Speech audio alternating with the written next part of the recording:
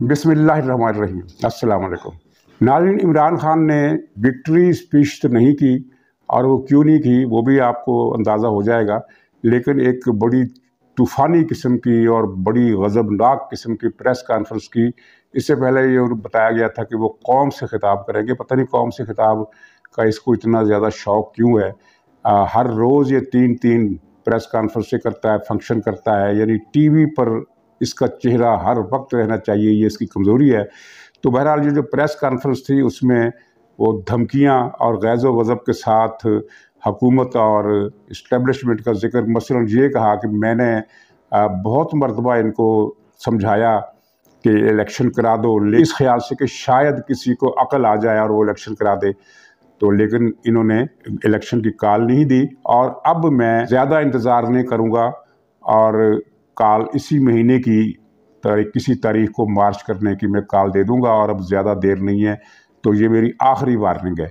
तो अब आखिरी वार्निंग के तो खैर वो आप समझ रहे हैं, आपने देखा है कि कई मरतबा ये आखिरी वार्निंग दे चुका है। लेकिन ये जो उसने कहा कि शायद किसी को अकल आ जाए, तो ज़ाहिर है यहाँ किसी से मुराद जरदारी साहब नहीं है, शहबाज शरीफ साहब नहीं है, हुकूमत नहीं है। यहाँ किसी से मुराद कोई और है जिसको ये ताना दिया जा रहा है कि उससे अकल नहीं आई। ये एक किस्म की धमकी है, और इसने हाल ही में इस्टेब्लिशमेंट को जितनी धमकियां दी हैं, जिस तरह उनका मजाक उड़ाया, जिस तरह उन्हें गालियां दी है, जिस तरह उन्हें गद्दार, मीर जाफ़र और न जाने क्या क्या कह डाला है, तो मेरे दिल में ख्याल आया कि इस्टेब्लिशमेंट ने जिस तरह एक नहायत ही संगीन किस्म का जुल्म करते हुए एक मुंतखब हुकूमत का तख्ता उल्टा, और इस ऑपरेशन में पाकिस्तान का भी बेड़ा गर्क कर दिया, तो उसका सिला ये अब इमरान खान के ज़रिए उन्हें मिल रहा है कि वो मुसलसल उन्हें निशाना बना रहा है। उनका जितना मजाक और उनकी तौहीन इमरान खान ने और पीटीआई के सोशल मीडिया सेल ने और उसके दूसरे जो लोग बैठे हुए हैं पाकिस्तान के अंदर भी और पाकिस्तान के बाहर भी, इन्होंने उड़ाया है और जितनी तौहीन की है, इसकी माजी में कोई मिसाल नहीं मिलती। और अब इस्टेब्लिशमेंट हाथ मल मल के पछता रही है कि हमने ये किस शैतान को बला बना दिया अपने लिए, जो हमारी जान नहीं छोड़ रहा। बहरहाल ये इसका इलाज तो ज़ाहिर है अब 1-2 महीनों की बात है, मेरा ख्याल है, जो मेरा अंदाज़ा है। लेकिन इमरान खान ने ये इतनी गैज़ो गज़ब वाली धमकियाँ और इतना ज़्यादा इश्तियाल क्यों ज़ाहिर किया, और वो विक्ट्री स्पीच क्यों नहीं की? विक्ट्री स्पीच इसने इसलिए नहीं की कि ये जो इलेक्शन इसने लड़ा था उसका मकसद कौमी असम्बली में अपनी नंबर गेम बढ़ाना नहीं था। ज़ाहिर है वो तो जितनी सीटें उसकी थी उतनी ही रहनी थी, उसमें से भी 2 कम हो गई, वो अलग बात है। लेकिन इसका मकसद कौमी असम्बली में वापस आना भी नहीं था। ये तो 6 सीटों पर आ गया, अब ये 6 सीटें या खाली होगी, नए ज़िमनी इलेक्शन होंगे, गोया के 6-7 महीने तो इसी में 4 महीने इसी में निकल जाएंगे। तो कौमी असम्बली में भी स्ट्रेंथ बढ़ाना इसका मकसद नहीं था। इसका मकसद कुछ और था, जिसमें ये नाकाम हुआ है। मकसद इसका ये था कि दुनिया को, पब्लिक को और फ़ौज को ये दिखाया जाए कि अवाम की कितनी बड़ी तादाद मेरे साथ है। और असूलन होना तो यही चाहिए था कि जिस तरह एक हवा बनाई गई इमरान खान की तरफ से, इसके सहूलतकारों की तरफ से, अदलिया की तरफ से, जजों के रिमार्क्स आपने सुने होंगे कि जिसके साथ अवाम हो वो ऐसा होता है और जिसके साथ अवाम हो वो ऐसा होता है। होना तो ये चाहिए था, और इसका टारगेट भी यही था कि कम से कम 70% वोटर घरों से निकल कर इसे वोट देते।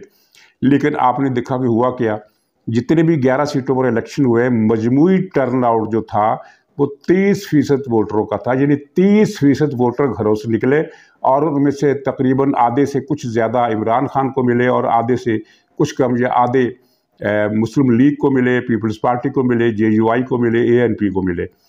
मतलब ये है कि इसको जो वोटरों की फ़ी हल्का तादाद है, अंदाज़ा कीजिए कि जिस हल्के में 4 लाख वोटर है, किसी हल्के में 5 लाख वोटर है, 4 लाख से कम वोटर तो किसी हल्के में शायद ही हो, तो 4 लाख 5 लाख वोटर, और इमरान खान कितने वोट लेकर कामयाब हो रहा है? 60,000 वोट, 70,000 वोट, 75,000 वोट, यानी 4 लाख 5 लाख के हल्कों से।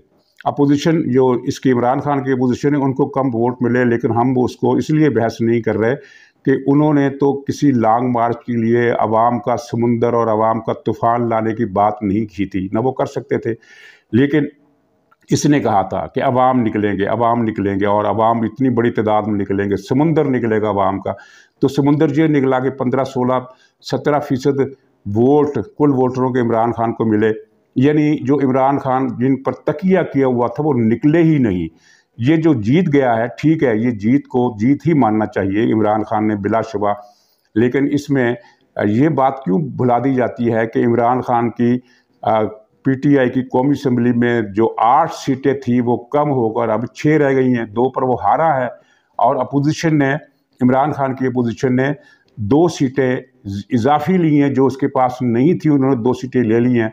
और ये इन वोटों के बलबूते पर समझ रहा था कि ये लोग समुंदर निकलेगा, तूफान निकलेगा, और घरों में इतने ज़्यादा वोटर आएंगे कि वोट डालने की जो कैफियत है उसमें इजाफा हो जाएगा। और 5 बजे का वक्त जो होता है कि जिसके अंदर अंदर वोट डालना होते हैं, इसको बढ़ाकर 7-8 बजे तक करना पड़ेगा। ज़ाहिर है किसी हल्के में 2 लाख वोटर निकल आए, 2.5 लाख वोट निकल आए, 3 लाख वोट निकल आए। जिस तरह कराची में हमने देखा कि कराची में वोट डालने की शरह माजी में सबसे ज़्यादा रही है। वहाँ अगर किसी हल्के में 4 लाख वोट हैं तो जीतने वाला 1 लाख वोटों की लीड से जीता करता था, इतने ज़्यादा वोट वहाँ पड़ते थे। तो लेकिन हुआ क्या, तो ये इमरान खान विक्ट्री स्पीच तैयार करके बैठा हुआ था। ये क्रेडिबल इंफॉर्मेशन है कि ये कल लेट नाइट पता चली थी कि इमरान, जब इलेक्शन के नतीजे आने शुरू हुए थे तो इमरान खान ने उसी वक्त वो तकरीर तैयार कर ली जिसे विक्ट्री स्पीच कहा जाता है। हालांकि ज़िमनी इलेक्शन में विक्ट्री स्पीच नहीं की जाती, विक्ट्री स्पीच की जाती है जनरल इलेक्शन के मौके पर अगर कोई जीत जाए। तो इसने ज़िमनी इलेक्शन के मौके पर वो विक्ट्री स्पीच कर डाली। लेकिन जब रात गए, इंतखाबी नताइज का ऐलान हुआ और पता चला कि बहुत कम वोट पड़े हैं, सिर्फ 30%, मर के 30%, बल्कि इससे भी कुछ कम वोट पड़े हैं, और उसमें से भी इमरान खान को 3 सीटों पर एक टफ मुकाबले के साथ, यानी 8-8 हज़ार के मार्जिन से वो जीता है, या 10,000 के मार्जिन से जीता है। लेकिन मुखालिफ फरीक ने भी 60-70 हज़ार वोट लिए। तो वो सारी हवा निकल गई जो पिछले ज़िमनी इंतखाबात के हवाले से इसके गुब्बारे में भरी जा रही थी। और इदारों को पहले ही सही रिपोर्टें थी कि, और इदारों के पास ये रिपोर्टें थी कि ये इमरान खान इनमें से 8 में से 6 सीटें जीत जाएगा और 2 सीटें हार जाएगा। लेकिन इदारों को शायद वोटों की परसेंटेज का एग्जैक्ट अंदाज़ा नहीं था। वो तवक्को कर रहे थे कि शायद इमरान खान को फी हल्का, यानी वो एवरेज जो है वोटरों की, उसकी कोई 40% के करीब वोट मिल जाएंगे जो डाले गए। लेकिन जो डाले गए वोट, उसमें आपने देख लिया कि वो यानी कुल वोटों का 40% मिल जाएंगे। लेकिन आपने देखा कि 40% तो बड़ी दूर की बात है, कुल सारी जमातों के मिलाकर जो वोट डाले गए वो 30% थे। तो ये हवा उनके सामने भी निकल गई, दुनिया को भी पता चल गया, मीडिया को भी पता चल गया। अब ये एक अलग बात है कि एक प्लानिंग के तहत, जो प्लानिंग इन्होंने पहले से कर रखी थी कि अगर हमें इतनी सीटें मिली तो हमने ये बयानिया बनाना है, और अगर इतनी मिली तो ये बयानिया बनाना है। चुनाचे सारा दिन, आज सुबह से शाम तक, ये पीटीआई वाले लोग अफवाहें फैलाते रहे। सोशल मीडिया पर भी आपस में टेलीफोन के ज़रिए जो गुफ्तगू होती, उसके ज़रिए भी, व्हाट्सएप पर भी इन्होंने एक इन्फॉर्मेशन का, डिसइन्फॉर्मेशन का एक तूफ़ान मचाए रखा कि जनाब 3 जर्नैल वो बनी गाला पहुंच गए, 4 जर्नैल बनी गाला पहुंच गए, आर्मी चीफ ने फ़ोन कर दिया, ISI चीफ ने फ़ोन कर दिया, मिन्नत कर रहे हैं, तरले कर रहे हैं, और इमरान खान से दरख्वास्त कर रहे हैं कि खुदा के लिए लॉन्ग मार्च मत करो, हम तुम्हारी हर बात मानने के लिए तैयार हैं। जिस महीने, जिस तारीख को तुम इलेक्शन कहोगे, जिन शराइत पर तुम कहोगे, उन्हीं शराइत पर हम इलेक्शन कराने के लिए तैयार हैं। ये सारा दिन आज सिलसिला चलता रहा। लेकिन हुआ क्या, वहाँ से कोई कांटेक्ट इनके साथ नहीं किया गया, कोई फ़ोन नहीं आया, कोई कॉल नहीं आई, कोई मैसेंजर नहीं आया, कोई एलची नहीं आया, कोई कुछ नहीं हुआ। और इसने भी ज़ाहिर है किसी को फ़ोन नहीं किया, शायद करे। लेकिन जब 3-3:30 बजे तक ये किसी तरफ से कोई मैसेज नहीं आया, तो फिर इसने ज़रूरी समझा कि चलो विक्ट्री स्पीच ना सही, वो विक्ट्री वाली प्रेस कॉन्फ्रेंस कर दो। पहले ये था कि कौम से खिताब से मुराद ये है कि ये अपनी बनी गाला के ऑफिस में बैठकर दाएं बाएं झंडे लगाकर पाकिस्तान के और पार्टी के, जिस तरह प्राइम मिनिस्टर ऑफ पाकिस्तान या प्रेसिडेंट ऑफ पाकिस्तान एक खिताब करता है कौम से, तो वो इसी प्रोटोकॉल और इसी डिज़ाइन के साथ करता है, इसी सेटअप के साथ करता है। तो उसने ये एक जाली सेटअप बनाया हुआ है कि आपने उस कमरे में जहाँ ये जहाँ से ये प्रेस कॉन्फ्रेंस किया करता है, तो उसको कौम का खिताब का नाम दे देता है। लेकिन बहरहाल इसने उस तरह की प्रेस कॉन्फ्रेंस नहीं की कि दाएं बाएं झंडा लगाकर और कौम के नाम खिताब मुलतवी किया और प्रेस कॉन्फ्रेंस से खिताब करने पर गुजारा किया। और प्रेस कॉन्फ्रेंस का लहजा साफ बता रहा था कि इसको जो तवक्को थी कि कल इन ज़िमनी इंतखाबात में ये होगा, वो नहीं हो सका, तो उसका इसको सदमा है, मायूसी है और इश्तियाल है। अब इश्तियाल क्या है कि मैं लॉन्ग मार्च की तारीख कुछ दिन और दूंगा, इससे ज़्यादा नहीं दूंगा, ज़्यादा इंतज़ार नहीं करूँगा, आखिरी वार्निंग दे रहा हूँ।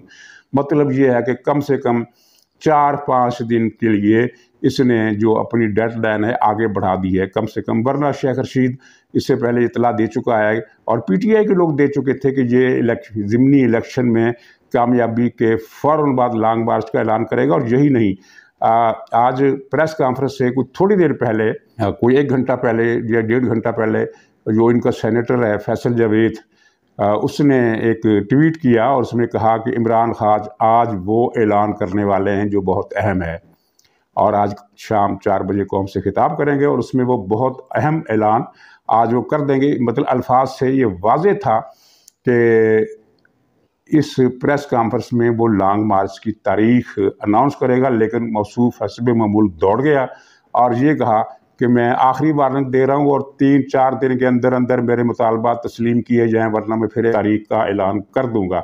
अच्छा, 3-4 दिन कभी डेडलाइन नहीं हुआ करती सियासत में। सियासत में हमेशा डेडलाइन हुआ करती है 1 महीने की, 1 हफ्ते की या स्पेसिफिक तारीख की कि 28 तारीख तक ये काम कर दो वरना मैं ये कर दूंगा। इसने कहा 3-4 दिन। 3-4 दिन का क्या मतलब है? वो क्या शेर है कि मेरे महबूब ने वादा किया है 5वें दिन का, किसी से सुन लिया होगा कि दुनिया 4 दिन की है।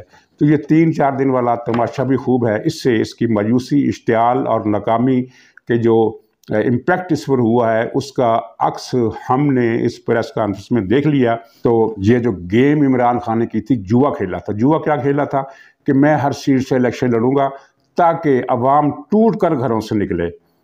अगर ये हर सीट से खुद ना खड़ा होता तो यकीनन इसकी 1-2 सीटें और लाजमन झड़ जानी थी। ख़ास तौर पर ये ननकाने साहब वाली सीट झड़ जानी थी और वो JUI के उम्मीदवार मौलाना साहब जहाँ से लड़ रहे थे और अहमद वली साहब, इन 3 सीटों इन 3 में से या तीनों या कम से कम 2 सीटें इमरान खान ने और हार जानी थी। लेकिन इमरान खान अब चूँकि खुद मैदान में आ गया, लिहाजा उसमें जो वर्कर होता है और वोटर होता है वो फिर ज़्यादा इन्वॉल्व हो जाता है। यानी हार्ड कोर वर्कर और वोटर वो ज़्यादा इन्वॉल्व होता है, वो ज़्यादा इन्वॉल्व हुए।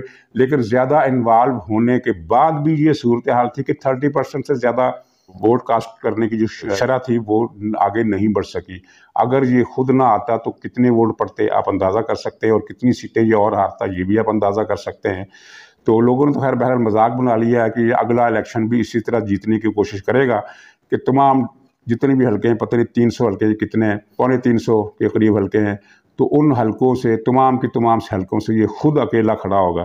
तो अब ये सवाल जो है वो इलेक्शन कमीशन के सामने है कि इसके पास ये 6 सीटें अब है, 7वीं पहले से मौजूद है, तो ज़ाहिर है ये एक ही रख सकता है और 6 सीटों पर दोबारा, यानी 6 सीटें इसने रिटेन की है, PTI ने वापस ली है।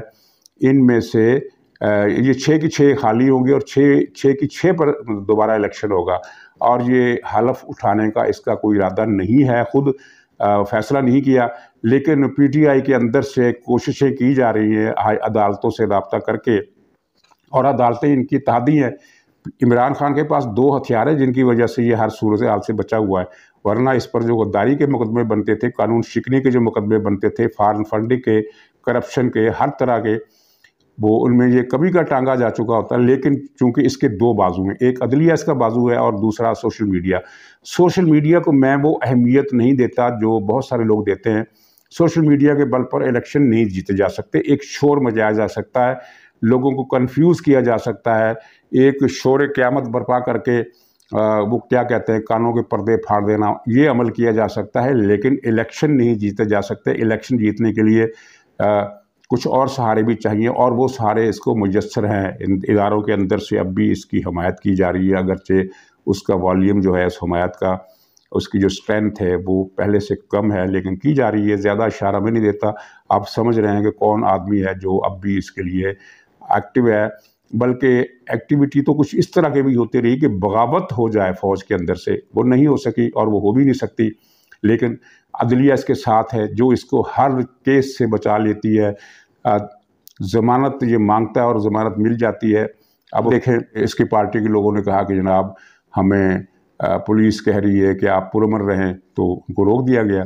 यानी इमरान खान जो रिलीफ नहीं मांगता वो भी इसे मिल जाती है, जो रिलीफ मांगता है वो भी मिल जाती है। और दूसरों के लिए ये कानून ये है कि वो बताया जाता है कि जनाब आपकी दरख्वास्त हमारे दायरे इख्तियार में नहीं है, आप मुतल्लका फ़ोरम में रुजू करें। और इमरान खान के लिए हर फ़ोरम मुतल्लका फ़ोरम है, जहाँ जाए इसको ज़मानत मिलती है, जहाँ जाए इसको मर्ज़ी का हुक्म मिलता है। वो ये कहता है कि ये फ़लाँ ने जो आपको गवर्नमेंट ने जो कानून पास किया है ये गैर कानूनी है, वो सुप्रीम कोर्ट मामला उठा लेती है और उस पर बहस शुरू कर देती है, तबादले रुकवा देती है, गिरफ्तारियाँ रुकवा देती है, जिस्मानी रिमांड रुकवा देती है, हर चीज़ इसके लिए हो रही है। अच्छा, अब खुलासा ये है कि ये पख्तूनख्वा में अब भी एक बड़ी ताकत है, लेकिन पख्तूनख्वा में भी इसकी इस पोजीशन पर डेंट पड़ा है पहले के मुकाबले में। तालिबान के इशू से, सवात के जो हालात हैं इनकी इशू से, और आपने देखा कि किस तरह मुखालिफ उम्मीदवार, जबकि गवर्नमेंट गैर मकबूल है अपनी महंगाई की पॉलिसियों की वजह से, इसके बावजूद उनके हामी इतनी तादाद में निकले कि वो उन्होंने एक सफिशेंट किस्म का वोट भी हासिल किया और टफ टाइम दिया। थोड़ा बहुत ऊंच नीच हो जाती तो इमरान खान इन 2-3 सीटों में से 2 सीटें मज़ीद हार सकता था। तो अब ये ज़ाहिर है इसको एक सदमा लगा है इस इलेक्शन के नताइज से। ये बूढ़े लोमड़ की तरह ये चालें तो चलता है, लेकिन इसकी चालें कामयाब नहीं होती, सिवाय इसके कि अदलिया इसको सपोर्ट कर रही है। अदरवाइज़ ये किसी खाते में नहीं है। और इसका क्या ख्याल है कि इसकी ये धमकी कि शायद किसी को अकल आ जाए और अब ज़्यादा इंतज़ार नहीं करूँगा, 4-5 दिन में काल दूँगा, इस धमकी से इदारे डर गए होंगे या हुकूमत डर गई होगी। हुकूमत डरी है ना इदारे डरे हैं, दोनों अपनी अपनी जगह पर कायम हैं। ये एक अलग इशू है कि हुकूमत की तरफ से जो कमज़ोरी दिखाई जा रही है इमरान खान को फिक्स करने में, इसको टाइट करने में, उसकी जहाँ एक वजह अदालती हमायत है इसकी, तो दूसरी वजह कुछ हुकूमत के भी एक ठंडी पॉलिसी है कि वो शायद ये उसने ये सोच रखा है कि इसको भगा कर मारो, इसको जलसे करते रहने दो, इसको लॉन्ग मार्च की कालें देते रहने दो। ये लॉन्ग मार्च अभी तक तो नज़र नहीं आ रहा ये काल देगा, लेकिन अब ये फंस गया है, इसे काल देना पड़ेगी अगर, और अगर काल देगा तो फिर ये उसकी शायद इस बुढ़े लूमड़ की आखिरी चाल होगी जिसके बाद ये नहीं संभल सकेगा। तो नाज़रीन, ये थी आज की प्रेस कॉन्फ्रेंस के हवाले से सूरत हाल का जो तज्ज़िया मैंने किया है उसका खुलासा आपके सामने बयान कर दिया है।